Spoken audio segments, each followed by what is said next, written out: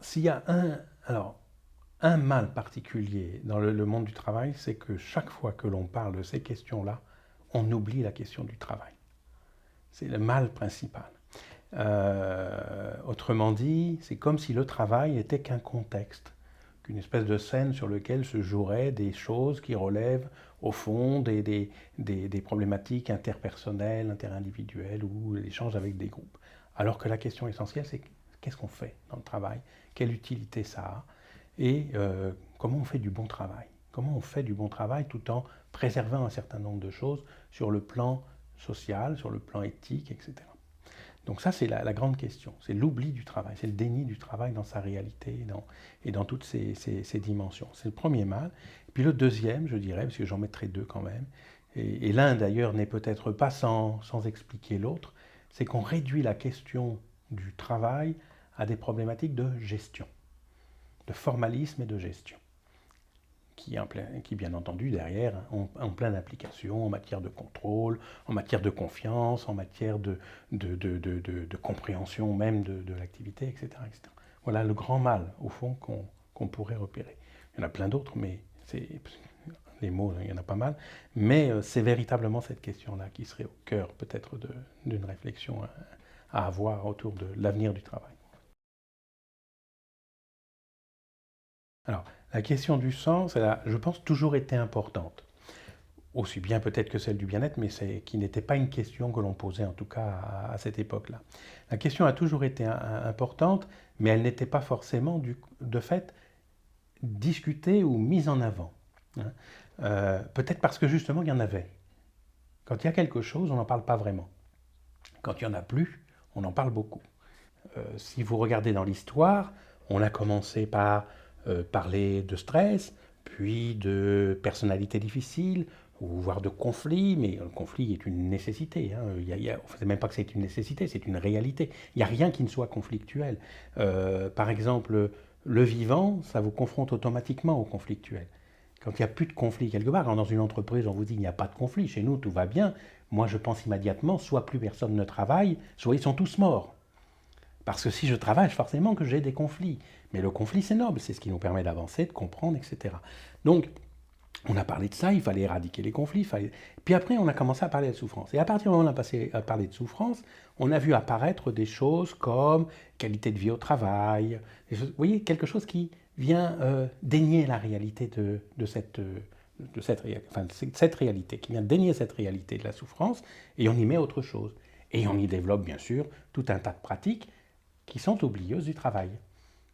Et alors là, bien entendu, vous allez voir se développer toute une logique de retour au sens. Mais c'est un sens qui vient du haut. Vous voyez, on entend toujours qu'il faut donner du sens à. Alors, c'est du haut qu'on aurait le sens des choses. Non, le sens du travail, il se construit à partir du bas. C'est les gens qui donnent du sens à leur travail, qui donnent du sens à leur activité. C'est là où ces questions-là prennent l'importance. Et alors, quant au bien-être, c'est parce qu'il n'y en a pas qu'on en parle. Logiquement, le bien-être, c'est de pouvoir justement se réaliser dans son travail. C'est ça qui fait le bien-être. Je le pense. Alors, on ne peut pas. Faire des généralités, c'est toujours compliqué, mais je le pense d'abord parce que beaucoup d'études le montrent, puis les consultations en sont une traduction de toute façon. Mais il y a un phénomène qui est intéressant. Puis en plus, il est très actuel, donc c'est génial d'en parler. La retraite. Moi, je me rappelle, gamin, les gens ne voulaient pas partir à la retraite. Même les gens qui faisaient un travail dur. Oui, et puis je me souviens de ceux qui partaient à la retraite et qui gardaient leur bleu le week-end sur eux, pour se promener avec leur bleu, parce que c'est de ça qu'ils tiraient une fierté. Alors qu'aujourd'hui, la première chose à laquelle on aspire à arriver à un certain moment, et de plus en plus jeune, c'est de partir en retraite. C'est-à-dire de s'affranchir du travail. Pas toujours pour ne pas travailler après, mais pour ne plus travailler dans les mêmes conditions. Et ça, c'est intéressant de le noter. Parce que on ne cherche pas le loisir, on ne cherche pas à ne rien faire. Il y a même des gens qui vont s'investir dans le monde associatif jusqu'à pas d'âge, mais parce qu'on n'y trouve plus ce qu'on y cherchait avant ou ce qu'on y trouvait avant. C'est ça qui fait la différence. Et oui, je pense qu'on est plus dans une société du mal-être dans le travail qu'autre chose, mais parce parce qu'il y a des choses qu'on ne comprend pas ou qu'on ne veut pas comprendre.